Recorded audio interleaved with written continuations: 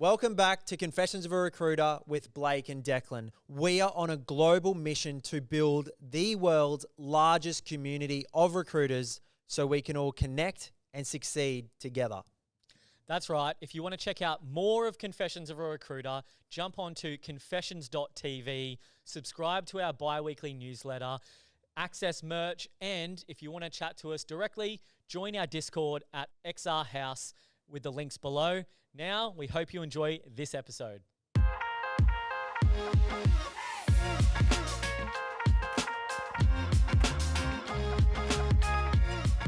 Welcome back, everybody, to another episode of Confessions of a Recruiter. And we're here with some very exciting guests. We're actually here with some Xrecruiter partners, Sam and Jory from H People. How are you, Sam and Jory? Very well, man. Very well. Thanks for having us on. How are you? Yeah, good boys. Thank you for coming onto the podcast at such late notice. We were struggling to book a guest, and then we turned around in the chair and we thought, the boys need to come on. And so thank you for agreeing, because sometimes a lot of recruiters get a little bit nervous and scared to go on a podcast, mainly because they've never done it before and it can seem a little daunting. But how are your feelings? Are your feelings all right? Are you a bit nervous? Are you ready to rock and roll? Yeah, let's bring it on, eh? First one, we'll see how we go. Good to go, boys. I'm a little nervous about what's going to be brought up. Should be right. Okay, so for anyone listening, Sam and Jory have a very interesting story about how they started H People. They have a really interesting story about how they got into recruitment, how they've kind of job hopped behind each other into recruitment as well. So let's just take it back to, well, Sam was... Jory was the first one. Yeah. Jory was first. He needs to go first. Okay, Jory, you're up, mate. Tell us how you got into it. Yeah, so I actually got into recruitment from a previous partner. She worked for Drake, and then I suppose like anyone, sort of applied and fell into recruitment and got accepted by the guys at Hayes. So where the process was super quick. I remember getting interviewed, put my application in, got interviewed the next day, then went in for a group interview the following day, and then I got offered. I think it was a week later, and then I started a couple of months after that. There was Is big that delay. quicker than usual? I think so. I think I just applied at the right time. They just loved you. Yeah, mate, bring it on. It's hard not to hire. It's hard not to hire someone when you love them. And what were you doing before recruitment? I worked in hospital, so I was a hospital coder. So what's that? Yeah, so the when you go for a patient stay at a hospital and then you have your diagnosis, like Sam's had his collarbone, that would have been sent down to the medical records department, and then they would codify a fractured collarbone, and it gets sent out to the health insurers, and then that's how the hospitals get their funding. So you're just punching out codes in a secret part of the hospital that no one ever heard of? Mate, in the basement. It really? In the basement of the hospital. Mate. Yeah. So that's really important to chat about, because that's a completely different career change to recruitment. Yeah, for sure, man. So I got into it initially, like that same partner that sort of put me into recruitment. She advised me to have a look at this when I was going to uni. So did 4 years at QUT and... What'd you study at QUT? Health management. Oh, right. So Hayes is just hiring anybody. Mate. Old mate in the basement of the hospital. Let's fucking give this guy a crack. Come on. Mate, it came out after the fact that my manager that hired me, he just wanted a golfing partner and found out that I play golf. So he's like, oh, we'll give this guy a run. Perfect. Yeah. How good. Have you ever recruited a coder? Nah. No. Look at that, mate. No. Leave that behind. Yeah. So how long were you at Hayes for? Yeah, so I was at Hayes for 3 years. So I started off, they didn't have a logistics desk. I think it was doing about $1,000 a week in margin. So I was brought in as a resourcer to do that. So resourced in logistics to start off with, and then after 3 months got promoted to associate, and then ran through the associate program with Hayes, which is awesome. The training's really good. What is that? Is that you're a 360? Yeah, 360. So they fly down to Sydney. They do their formal training down there. So I can't fault them. Training's awesome. Yeah. But it's definitely What makes it so good? Because everyone that goes to Hayes says that. But Mate, what are they actually what's the process in Sydney? Yeah, well, I think as an initial recruit, you come in there, and then you're probably 6 weeks in the chair, and then they fly you down to Sydney for modular training, and then if it goes like that's a one-on-one with the trainer. You leave your tools at home, back in the office, and then it's just 5 days in Sydney. You get training with them, which is really cool, and then they fly you back to your home base, and then you go back there in a couple of months' time and you do part two. So I think it's over 12 weeks. You fly to Sydney twice, which is a good sort of initiation to get into the industry and put you off on the right foot. And those first 6 weeks, you're just on the phone to candidates straight away. Yeah, and clients. I was like to my managers, do you want me to start calling some clients as well? It's like, yeah, just pick up the phone and can't do any worse than no one. Oh, so at least they get you like, yeah, because that's when most people would give up and they go, all right, now these are the ones. After the so 6 just weeks. day one, just on the phones. Just So how did you, was this like your first sales job? yeah, it would have been. Like I did a I was a PT for a little bit as well, like back in the day, but this is my first actual proper sales Were job. you a bit scared? Were you like wigging out a little bit? Like I'm trying to think of like young puppy Jory, like first day in, coming out from the hospital, getting into the desk. What was that like? I suppose I haven't really thought about it too much, man. But Man, it's a bit hard to look at Jory and the little Jory Yeah, that's what getting I mean. into the thing.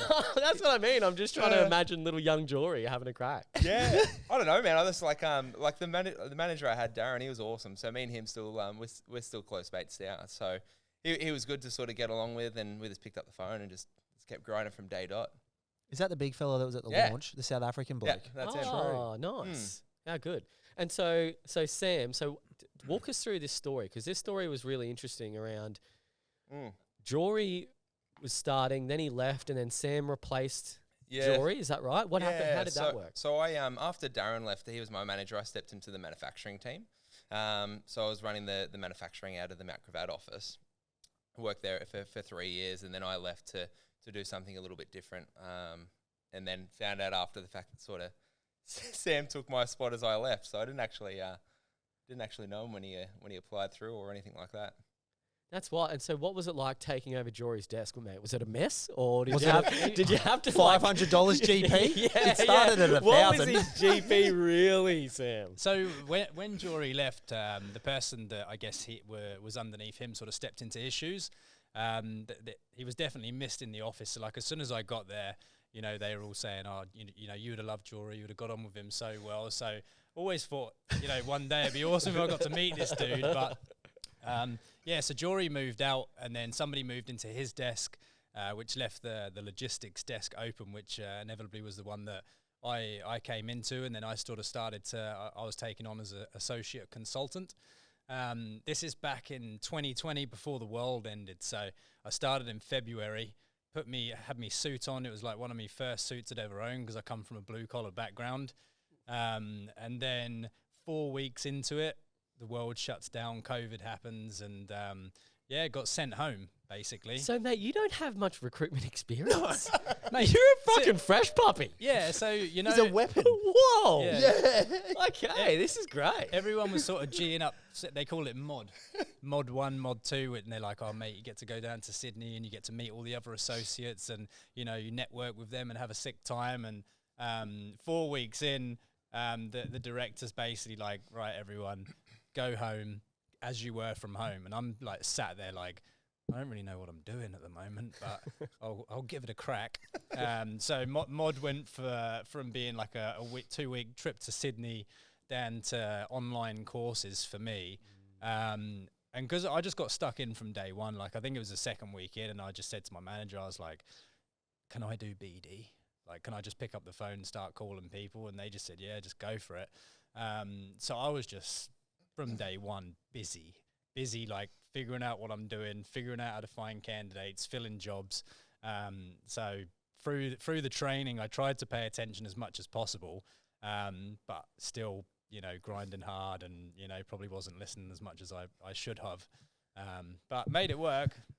So what was like the biggest? What were you doing before recruitment? You were in blue collar. What were you doing? I actually started off. So I'm obviously from England.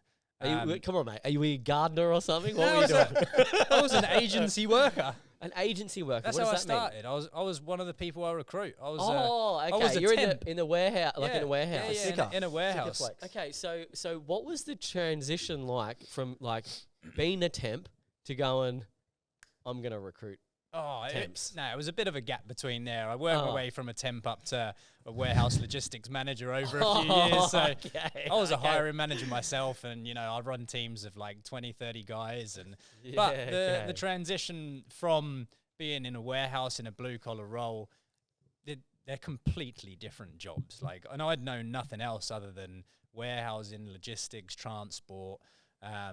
So it was a massive change for me. For sure.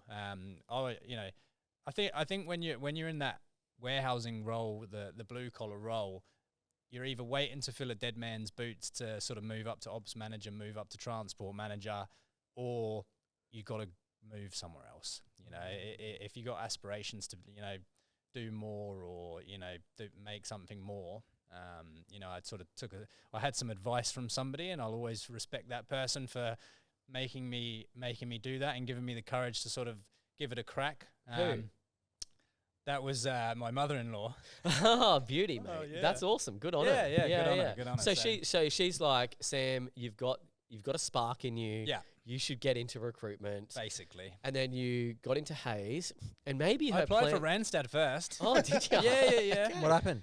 I was just applying to be a recruiter. So you didn't fall into it, mate. You were at the first recruiter on the podcast that proactively get into recruitment. Yeah. So I was applying to all the big ones, you know, your Randstads and that sort of stuff. Blendeds. But yeah, interviewed at Randstad first, and that was for like a white collar construction recruiter. And like she was asking me questions, and like I knew nothing about recruitment, I knew nothing about construction, so obviously that probably wasn't the best place for me to start my recruitment career. And then I saw this logistics one come up, which was obviously filling Jory's hole. So applied for that, went through the round of interviews, went through the role model testing and all that sort of stuff that they did, which was terrifying. And yeah, eventually got put on as the logistics recruiter, which turns out it suits my background quite well because I know a lot about it. And love chatting to people too, so worked out well. Were there any moments where you were like, fuck, I wish I was just back in the warehouse? This is just, mate, too much. Yes and no. Yeah. Yes and no. Like it's definitely a different career type, but yeah. Because sometimes, go on. Because sometimes I'll be driving and I'll see like a work site, and I mean, rightly or wrongly, and I'll see like a lollipop lady or something, and I'll go, fuck, what a job. I'd love to just do something like that and have no worries, no concerns, and obviously they might have their own degree of worries and concerns, but when you've got like budgets to hit, people to call back, you got to deliver bad news. Sometimes it's like, fuck, I wish I could just chill out. When you're at the bottom of that roller coaster and, you know, people letting you down, and for sure. I suppose it does cross everyone's mind, maybe, I don't know. So then how did you know? So you knew of each other Sam knew Jory at Hayes. No, I didn't know him. I No, never knew of him. Yeah. Jory had no idea who you were at this point Nah. because But you he's were getting moved on to bigger and better idolised. things. Yeah, that's it. Yeah. Oh, Jory's He on the left the nest. pedestal. And then what happened? How did you guys end up working at the same agency? So I worked at Hayes for about 12 months, and then I was given an opportunity to essentially start a new branch, or to like start a new division of an existing recruitment company from scratch.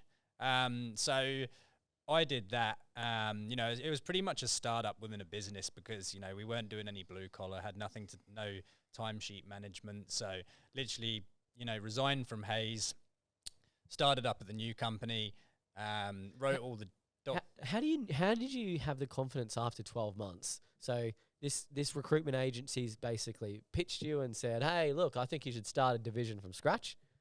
And you've gone, yeah, I could do that. How hard can it be? Yeah, I'll give that a crack. What was going through your head at that point? I guess I felt supported in a way. Yeah. You know, I felt that, you know, I was being backed. I was supported. I somewhat believed in myself as well because, you know, the desk that I built at Hayes turned out to be like, you know, one of the highest performing desks in the office. What were you billing? Billing like 56, 64K pretty much like month to month, all on temp. So, you know, any time I'd have probably 80, 90 temps out at a time. So just massive activity, like, you know, hundreds of phone calls every day. It was definitely taxing to do on your own because at Hayes, pretty much you're on your own. You know, you got to make your number. No, there's no one that helps you really. Yeah. And so, all right, so you started this new desk, you started this new branch on your own. Where does Jory come into the picture? So Jory came into the picture. I started it in January, and it took off pretty well. So I'd made my first hire in May, which was actually somebody that had worked for me previously in my warehouse that I found out actually was working for a deco for like 9 months doing recruitment. And I just hit him up. Like, I hadn't spoken to him for like 2-3 years. And I was like, mate, are you in recruitment? And he's like, yeah, mate. And I was like, mate, I need you to come and work for me. Like, this is going off at the moment. I need help. And he basically came, interviewed, started 2 weeks later. So me and him sort of ran with it, just the two of us for the first 11 months. And like, my background's logistics, but you know, when you've started your own thing, or, you know, you started a new thing, there's really no boundaries. You know, with Hayes, it's like, oh, it's on that side of the road. You can't recruit that job, you know, but the world's your oyster. So I was just like taking everything and anything that was sort of coming our way. So it turned out that like probably 50% of our revenue was being generated from manufacturing jobs, production roles, factory workers, and all that sort of stuff. And I said to the CEO at the time, I said, look, I think it's a good idea that we start a new division. You know, let's split blue collar in half. I'll lead logistics. We need someone to lead manufacturing because it's not my forte. So we should probably get someone that knows a bit more about manufacturing than I do. So we posted an advert, and I think one person applied. Fuck off. Yeah. And You applied.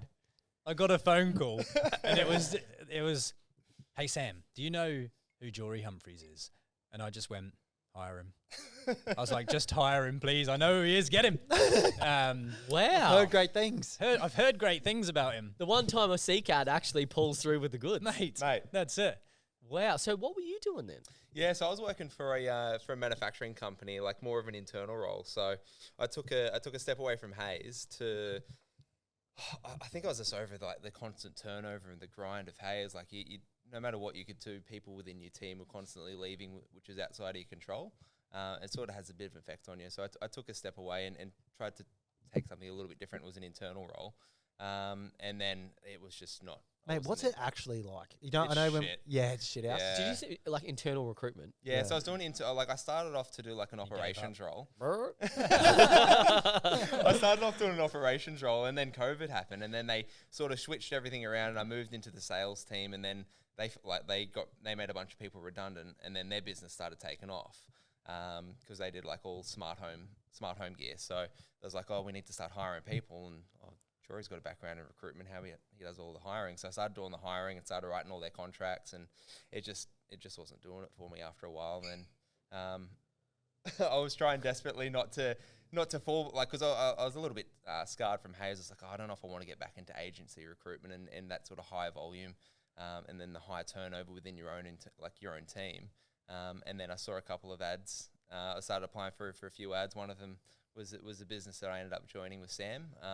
Had a couple offers on the table, and then had a call. The CEO and the other director said, oh, maybe you should give Sam a call. So I gave Sam a call and had a bit of a chat. I was like, oh, mate, how about we catch up for a coffee and go through it? And he goes, I'm in England at the moment. So he I got stuck in England for 4 months through COVID. Oh, So I was recruiting at night time.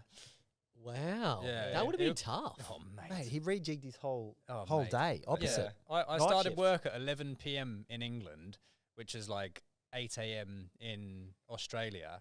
And then I'd work right through round until about 9 o'clock in the morning, every morning. Just Where was your wife and kids?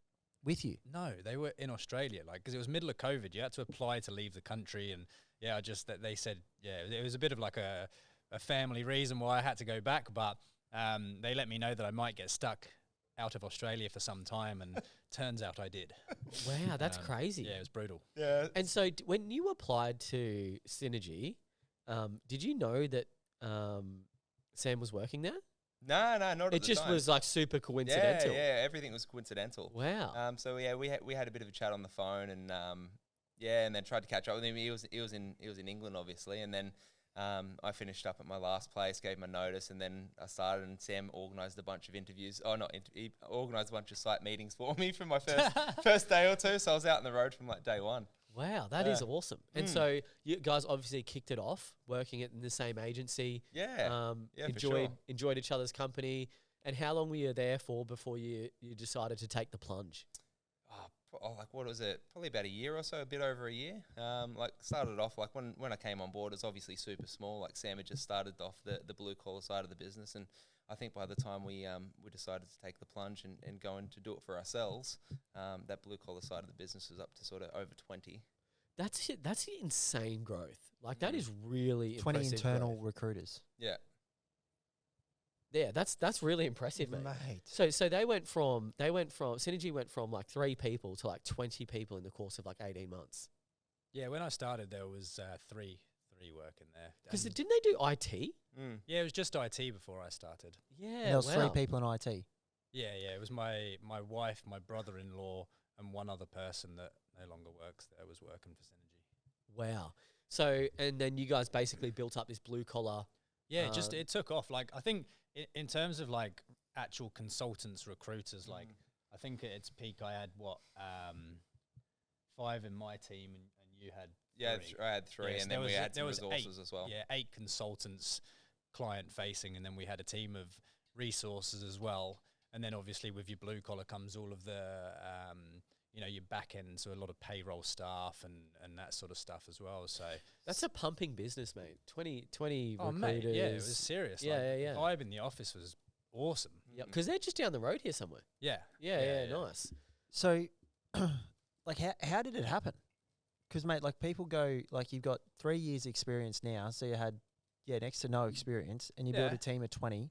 Yeah, Like, it's just yeah. the formula, mate. Like, as What's long the as- secret? what's the secret, mate? The Like the secret secret sauce? The The secret secret sauce. Yeah. Get Jory and get on the phone. You gotta look like a Viking and have a UK accent, and you're fucking good to go. Pick up the phone and start dialing. You can't be afraid of the phone. Like you Yeah, just for sure. that's what we drive into everyone that we've ever trained.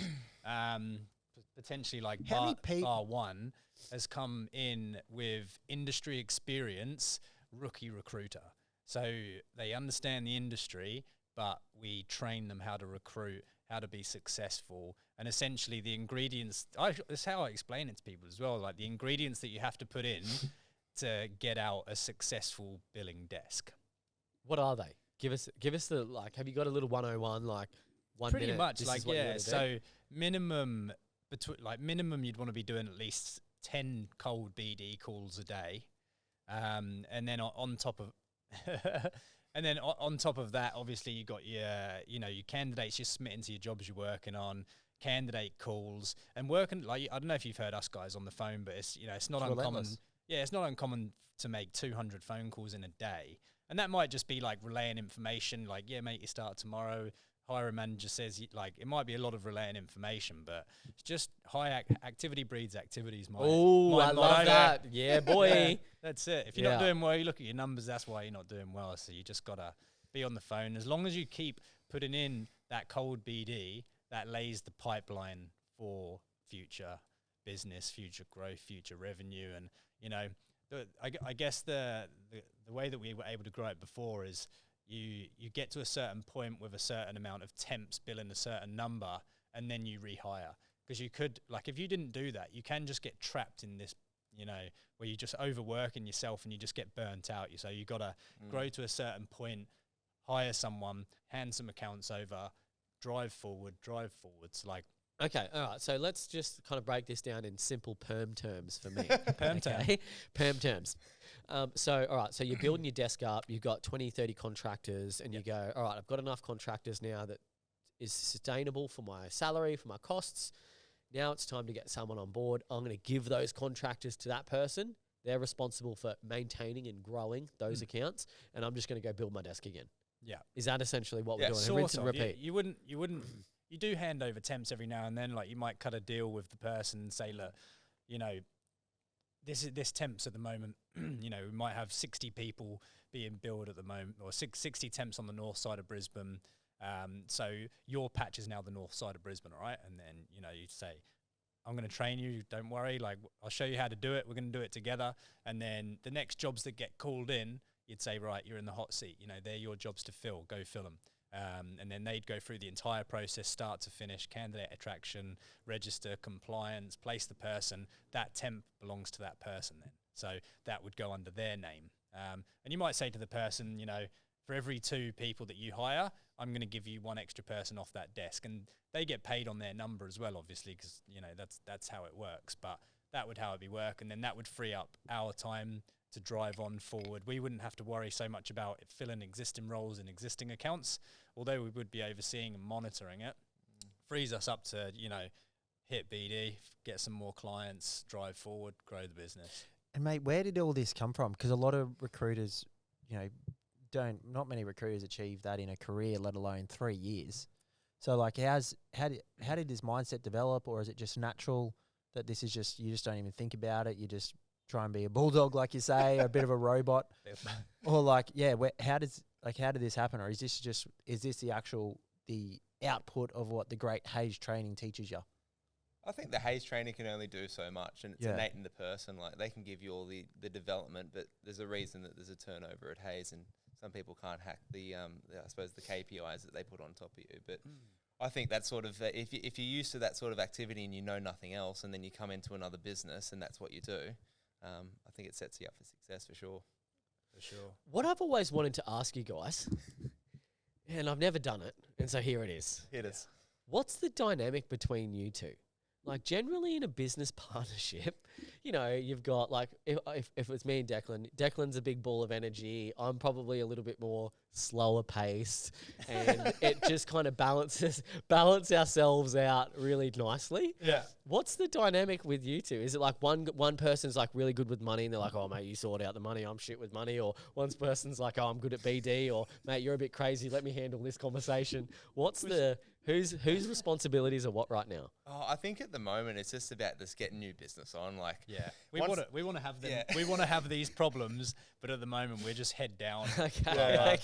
We're still figuring that out. Is the short answer, I guess. Yeah, definitely. Like, I think we're in the position like 12 months down the track, or even 6 months, when things start to take off with H people. Like, I think we'll have to sit down and really nut out what responsibilities are what, and what energy needs to go into what particular areas. And sure. And we work awesome together. So I'm sure we'll be able to figure it out. No worries. Boys, it's like you guys have just changed jobs.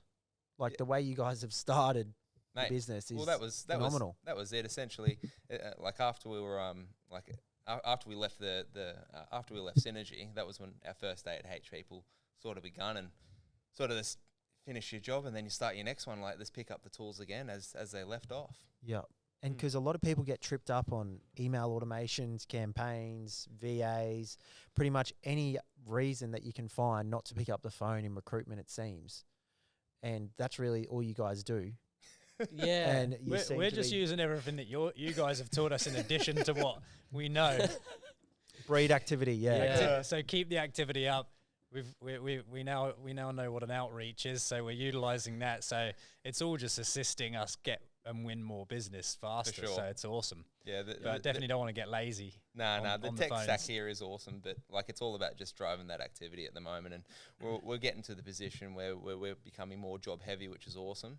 So it's now focusing a lot of the candidate side of things, and instead of so much BD activity of what we've been doing. I'd be interested to know what are the things now that you're business owners, you run your own recruitment agency, you guys are off and running, you're building a really solid foundation. Is there anything that surprised you that you thought, fuck, this is easier than I thought? Or you thought, fuck, this is a little bit not what I was expecting? You know, what were the curveballs that you encountered when starting your agency, working in your agency, and kind of doing your own thing? The biggest thing for me, I think, was like, when you know that everything's on the line, like, you just pick up the phone and just get into it. Like, there's no option not to succeed now. So that was probably the biggest thing, is there's an extra layer of motivation that I didn't know that would happen, which is pretty awesome. And what drives that? Is it just because, mate, you need to get paid, or is it because it's like every time you go in, you're like, it's you, or is something? Is it fear? Bigger than yourself? Like, fuck, I can't fuck this up. I better make this work. I think it's a bit of everything, to be honest. Like, you want to do right by your family. Like, I've got a young family. I've got a baby on the way. So congrats. Woohoo. Number two. Number two. 2 under 2. Oh, mate.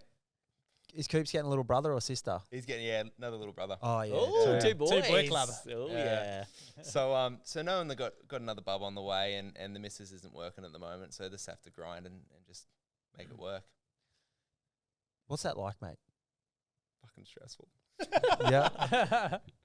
No, it's good though. Like it's a good stress. It's a different sort of stress that probably haven't been exposed to before. How could you explain it? Because do you feel like when you're working in agency beforehand, I don't know, mate, like now you've got it. I was thinking about this the other day.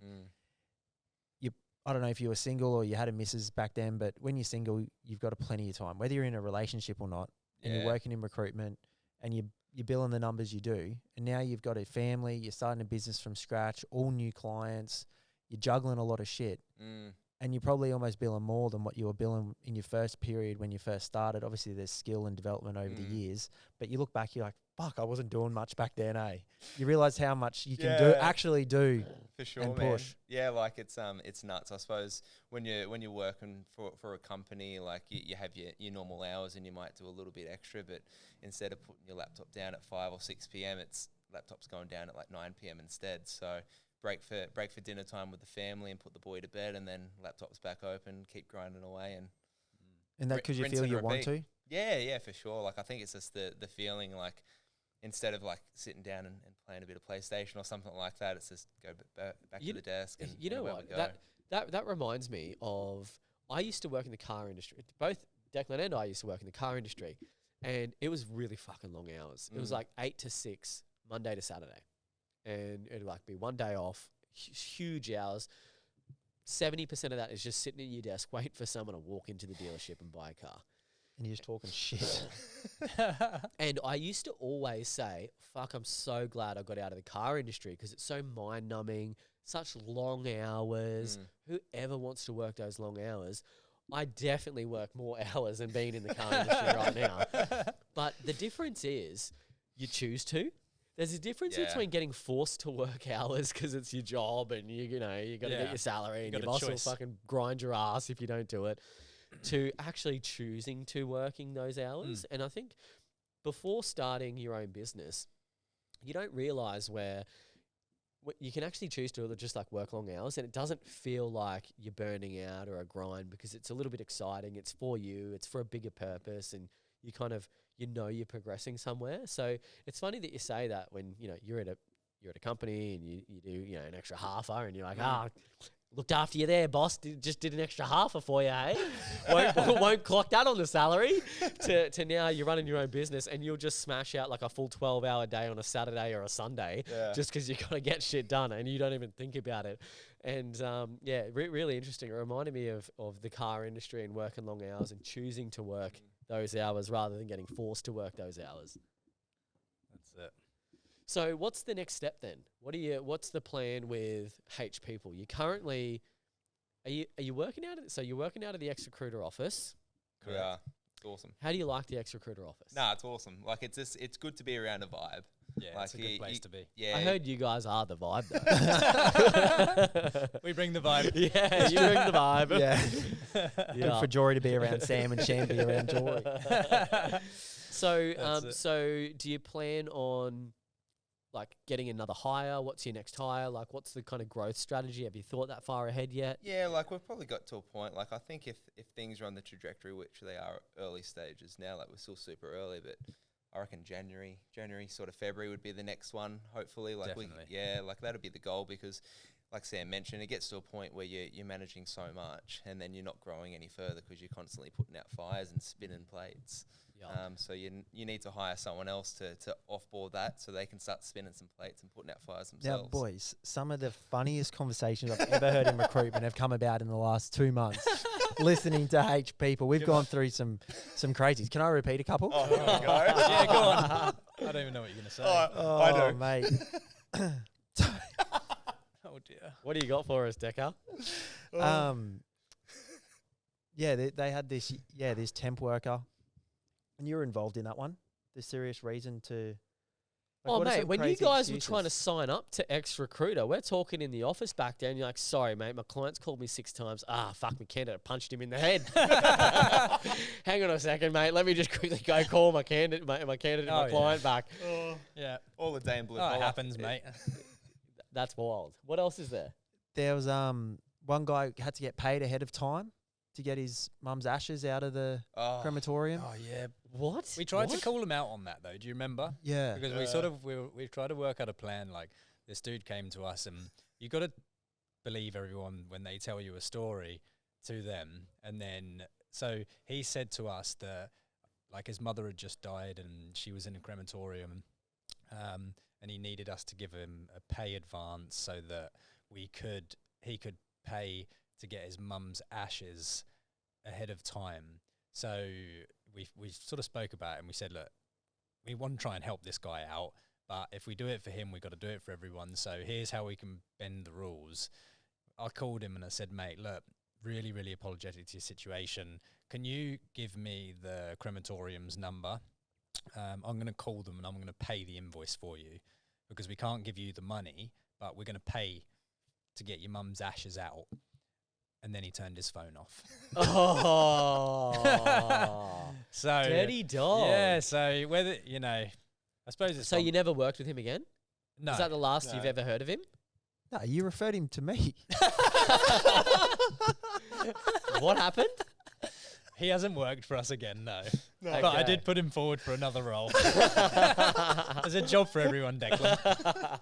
There's a job for everyone. So what would have happened there? Do you think if you were to be, and like people say, oh, you know, when you're not a business owner and you go, oh, business owners are just fucking grumpy assholes, and you know they only care about themselves, and there's no empathy and all this kind of shit, and you've got to just be really black and white as a business owner, or you do get screwed over quite a lot. Oh yeah.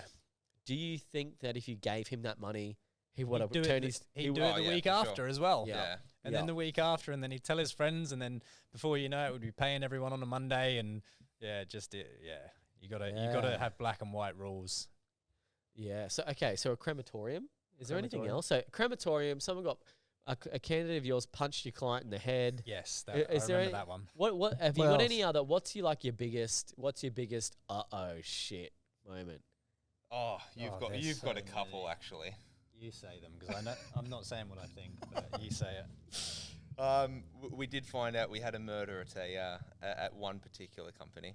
A murder. Yeah. Your yeah. candidate murdered someone. Yeah. No, he was a murderer. Or he murdered someone at work. Yeah, no, not at work. Oh. In his personal, Yeah. in his personal life. So That was terrible. yeah, that was pretty rough to sort of. How did see. you find that out? Well, the client rang me and said, "Where is he?" So I rang his emergency contact to find out where he was, and she said, "Turn the news on. He's in prison." And it turns out horrible, so he horrible murdered story. someone while he was employed. Yeah. That you had him out. Yeah, Holy Yeah. shit! That's probably the biggest one, I reckon. yeah. That Who was did a he nasty murder? one. His wife. Yeah, He murdered his wife. his Yep. ex-wife or his wife or something. Yeah. Yeah. Boy, Horrible. you haven't spoken to him since. Nah, he's in prison. Holy You don't get shit. any like kickbacks from prison for holding your candidates? Any like me opportunity cost margins? invoices? Nah. No. It was Wow, terrible. that's wild. So what do you do there? Is there any kind of liability on you guys?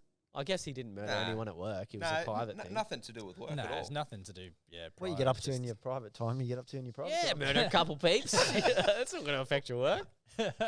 Yeah, wow, that's interesting. That is probably the wildest one that I Yeah. can think of. Holy shit. But you Gives get excuses. goosebumps. Yeah, you get We've all had sorts of we've had excuses. assaults. We had somebody threaten one of the site managers he was going to knock him out and float him down the Brisbane River. That was one threatened. I actually went to site that morning because he was threatening he was going to turn up. So went to the gate like a big security man to make sure he didn't turn up and take the stab wound for the client. I don't know. Really? Yeah. So what? Your client's like, mate, you got to get here. Make sure he doesn't come on. No. Just out of respect, I was like, because he was ringing up and blowing up. So I said, "Oh, mate, like I'll be there. You know, he's not going to come, and if he does, I'll be there." Oh, that's really nice. Yeah. Like, People go through about bad times, and I guess so yeah. he wasn't mentally going well. Yeah.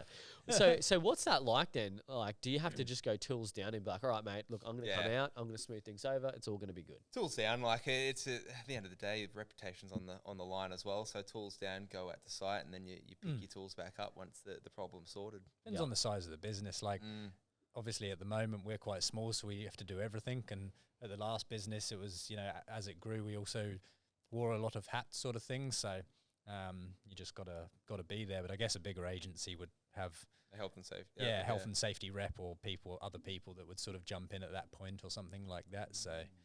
Hey, just wanted to jump in here. We got a confessions hotline, so give us a call, send us a text if you want to share any juicy stories, or even just ask a question that's been on your mind, because we'd love to hear from you. The phone number is 0485 865 483.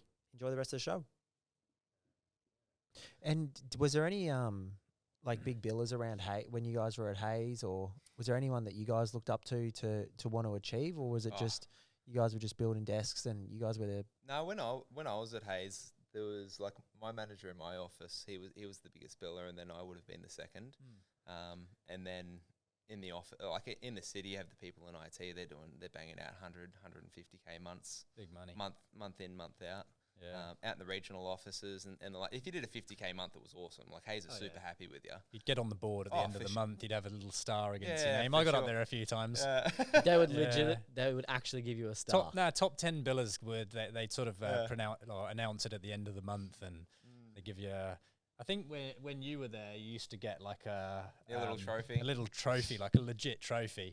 But you know, hard times during COVID, I got a piece of paper. I asked them to laminate it though. Still got it. All right, are we ready for some questions? Far away. All right, this is going to be completely random. Okay, these questions. Oh yeah. Okay. Not one from last week. Making sure they're not from last week. Okay, do you want to ask them? Yeah. What's Who the are you asking? Oh yeah. Who wants to go? Mate, you ask the question first, and then we'll decide. Okay. Shocking not. What's the most bizarre position you've ever worked or recruited? Oh, you've probably got a better one. You've been over in England. Recruited. What most bizarre position you've ever recruited? recruited. You've ever worked? You've ever worked. Does that mean them? Oh, that's a bit vague, isn't it? Yeah. Let's call it worked a role? or recruited. What's the most bizarre position you've ever been in?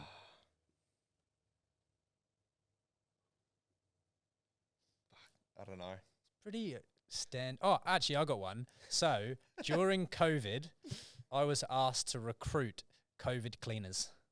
COVID cleaners. It's just a bit of a weird role that I've never done before, but Did you find some COVID cleaners? Oh mate, did I ever? Did they have at least 5 years experience? Oh mate, yeah, heaps. They were heaps. around at the Spanish flu. They were. Mate, he was a specialist They were in cleanings. ex warehouse staff that needed money and decided they could put some gloves on and wipe down handrails for 8 to 10 hours a day.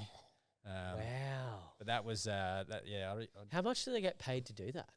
mate, you get like minimum wage back then was probably like $27 an hour or something. So Is that minimum wage? wasn't, mate. Now it's That's like, a lot. It's over 30 now. Is it? Yeah. Yeah, it's like For some industries. 29, 30, isn't it? Oh, shit. Yeah. So I mean, it's not bad considering you don't have to worry, you know, how much you're billing at the end of the month, or you know, you've just got to be there and wipe down some handrails. Yeah, that's it.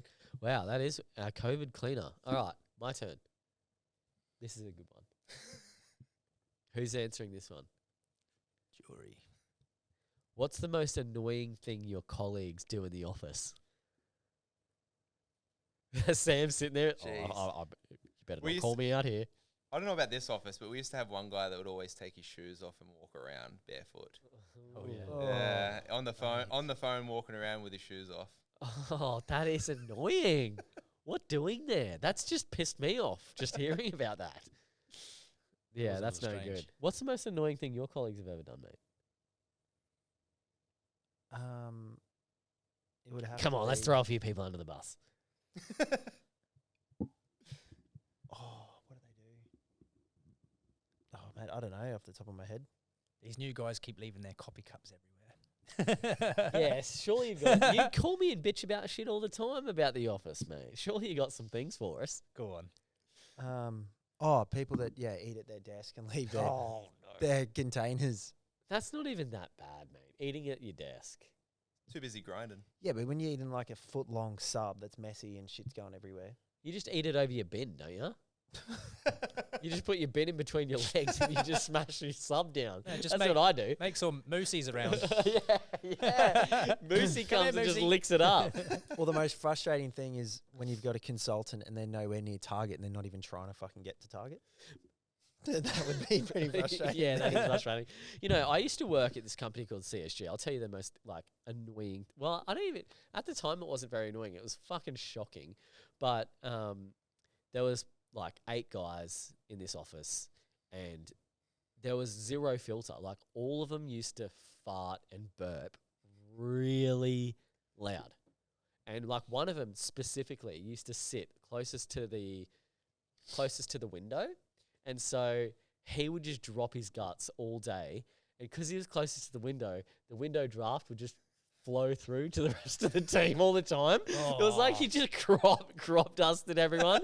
And all he used to do was drink like a 6-pack of beers and eat burgers like during the every day. Yeah, dude. Mate, I don't believe that place is even a real workplace. For what you Mate, you saw one of them the other week. Mate. Oh yeah. And he was actually one of them. And they would just eat double cheesy burgers and have beers all the time and just yeah, I'm not going to do it. I'm not going to do it. Anyway, yeah, that was probably the most like weird environment I've been in where everyone just lets it rip and no one cared. They all laughed. Like, ha, that was a big one. Whoa, okay. Anyway. Sounds like, yeah, my apprenticeship. That's not this office though. Declan's got very strict rules, mate. That's why he's loosening up. Is he? Oh, yeah. Nice. Here we go. You'll like this one. It's got the F word in it. Hey! What's the biggest fuck up you've had in recruitment? Okay, you both got to answer that. Biggest fuck up. You go first. Come on. Oh, Let me think. jeez. There's plenty. I can't think of one. You got one? Not yet. All right, I'll tell you one of my fuck ups. It wasn't even one of my fuck ups. It was a staff member's fuck up. And this was like a really awkward time in Vendito. I had a staff member and he was recruiting, this might be a funny clip actually. He was recruiting security sales positions. And so it was essentially, the job was you had to go and sell security systems to schools. And this was up in Cairns or some shit. And anyway, so he's screening candidates. He sends a couple of candidates to the client. The client Googles the person's name. The guy he's all over Google around touching kids, basically sexually assaulting minors. And so, but like never, he got charged with like the sexual assault of a minor. He was on TV for like 10 years, and apparently he like was touched up a 17-year-old like on a set or something like this, and he got charged with touching minors. And anyway, so rather than like just being like completely political correct and calling the candidate and going, oh look, you know, you're not successful, unfortunately, blah blah blah, moving on, this staff member calls the guy and goes, mate, look, you're perfect for the role, but unfortunately you're going to be around schools. And he goes, what do you mean? He goes, well, you know, the kids and schools, and it might not be too appropriate. And this guy goes, what are you fucking talking about? And he goes, you know, your minor thing?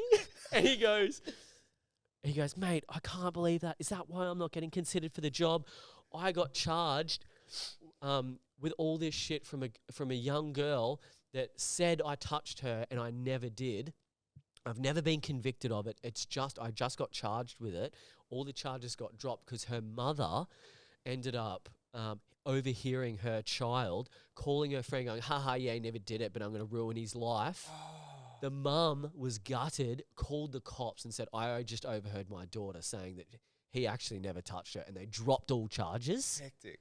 But it's still, all these news articles are all over everywhere. And he's like, this fucking little girl ruined my life, ruined my career. I was high up in media. I was on the fucking TV, did all this shit. And anyway, long story short, he fucking blew up deluxe because now he's not getting considered for jobs from a conviction that never actually happened. Hectic. And then anyway, so this like weird blow up in the office happened. It was weird. I'm like, mate, why'd you fucking tell him that? Fucking blah, blah, blah. Anyway, it kind of like blew over. And then like a week later, we had the Human Rights Association of Australia call up, "Are you the director of Vendito?" I'm like, "Yeah." Like, so it's against someone's human rights to stop them from getting employment based off a criminal conviction. And the fact that this person hasn't even been convicted and you're stopping him from getting employment based on news article is actually against their human rights and HR and all this kind of crazy shit. And I'm thinking, I'm fucking done here. I was like 6 months in business. I had the fucking Human Rights Association Jesus. calling me about a fucking consultant saying that this guy's touching little kids. And I was like, oh, mate. I was like, okay, what do we do here? Had to have fucking mediation calls with this guy. He ended up being like super cool about it. He's like, mate, I just want a fucking apology. Like, that's just bullshit. And anyway, I'm like, to the consultant, I'm like, get on the phone and fucking say sorry right now. And he's like, oh, man. I'm like, why did you say that? Why would you say you're going to be around kids at school? Like, you don't need to go into that detail. And he goes, oh, you know me, man. I just start saying stuff. And anyway, so that was like that was a really big fuck up at Vendito at one point. It was a little bit crazy. I mean, it's all good now, but at the time I thought, oh, shit, human rights is fucking calling me. What have I done? All right, your turn. I just thought I was trying to think of a fuck up, and I remembered a funny story that had happened, which I guess sort of includes a bit of a fuck up. But so I had a starter at this site in Richlands, and I always do like a start check with the candidate. Text me when you're on site, make sure you're there, all that. And he never texts me. Give him a call, didn't answer his phone. So I thought, you know what, I'll give it a little while, give it to his smoker or something or lunch, and I'll give him another call, make sure he's there. Ended up calling this dude, around midday, 6 or so hours after he was supposed to start. And he answered, and I was like, oh, mate, how's it going? Sam from, wherever. Just wanted to make sure everything's going all right at work. And he goes, oh, nah, man, woke up this morning, decided I didn't want to go, so sorry about that.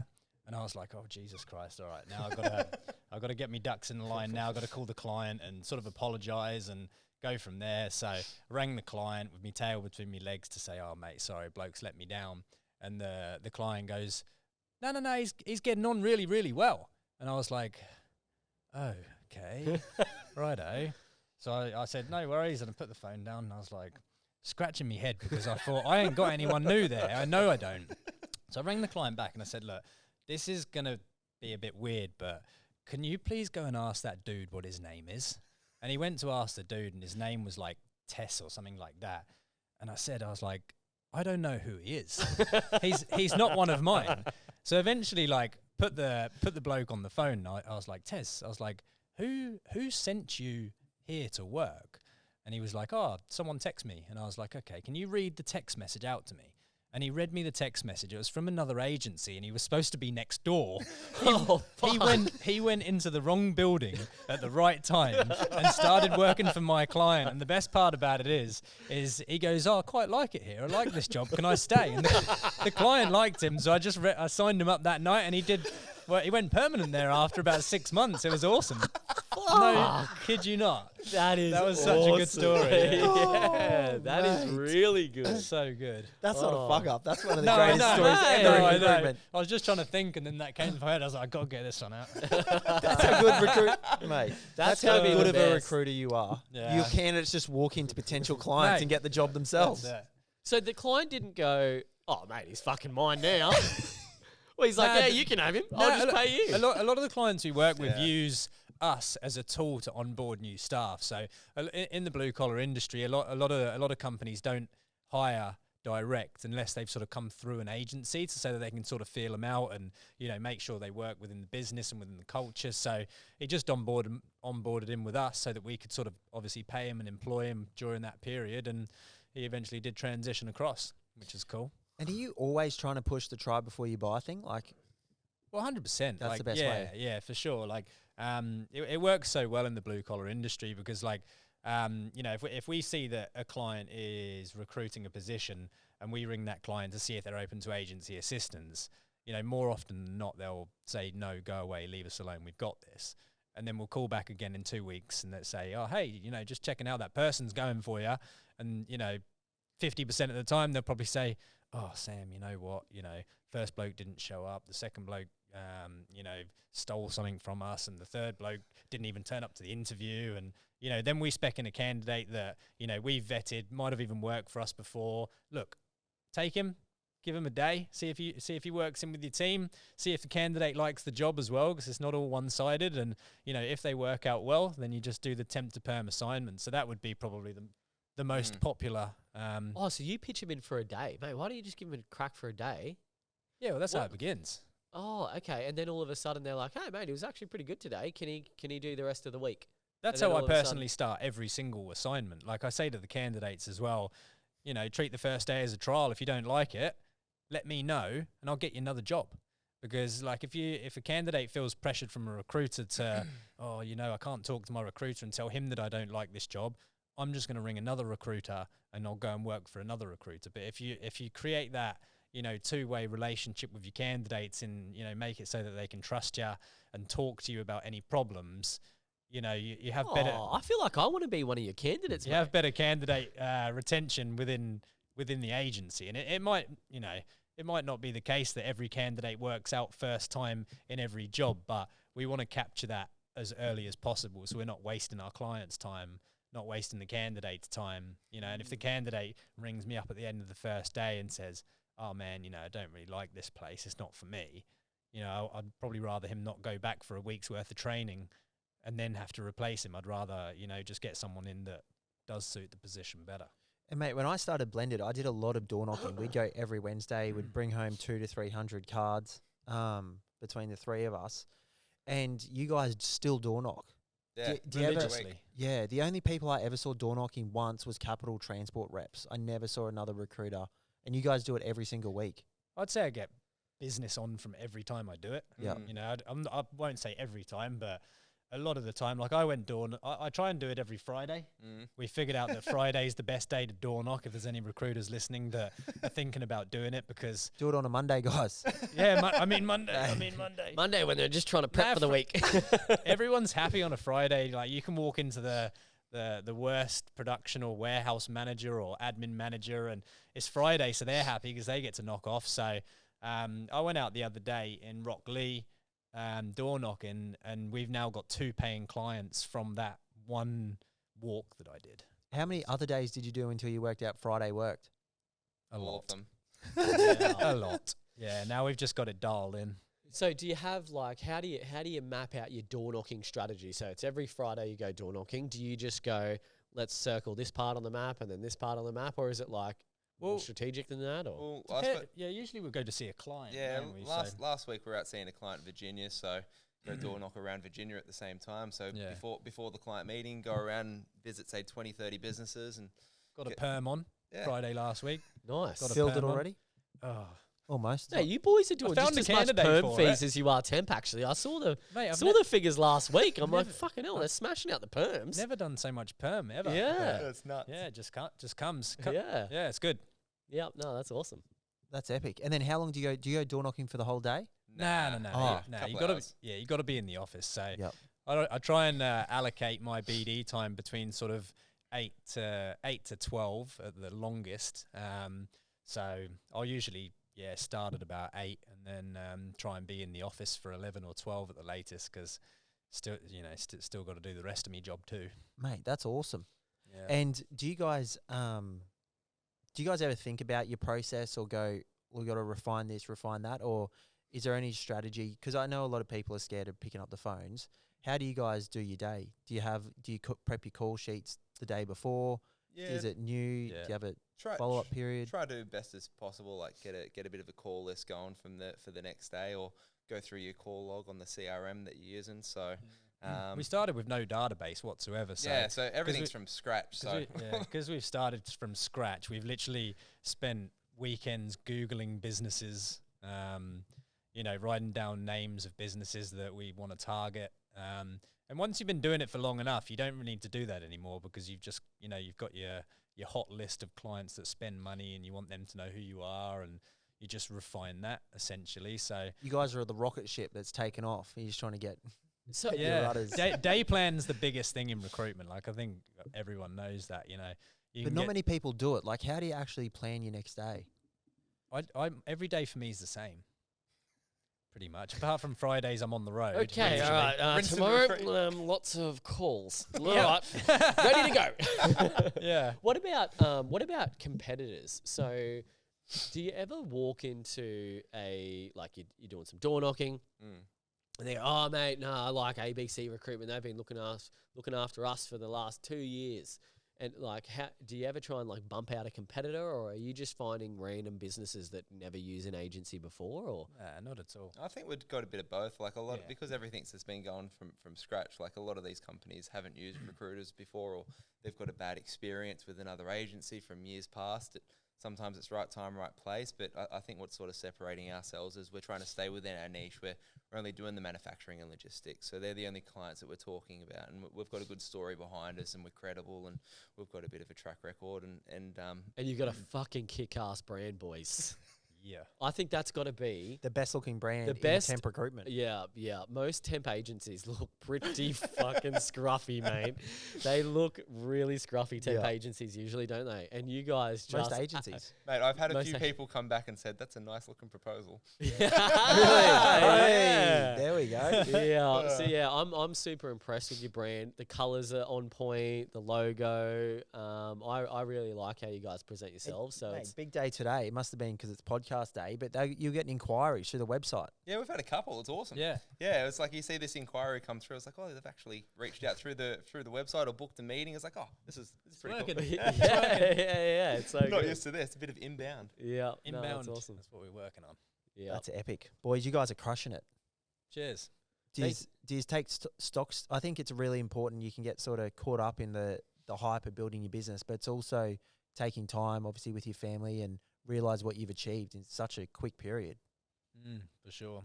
I think, definitely for me, the family side of things probably been neglected over the past few weeks and months. You know, like Jory said, you know, get home at 7 o'clock.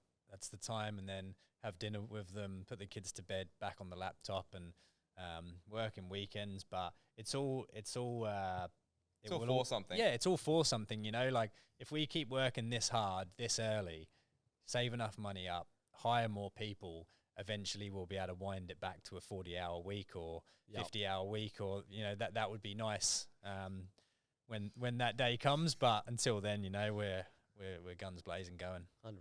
Love it. Mate, it's not going to be far off with knowing you've already done it. Not many people can go into a business going, hey, I've already built one. I know exactly what I can do this time round. Well done, boys. Thank you very You're an much. inspiration. Thank you for inspire me. joining us.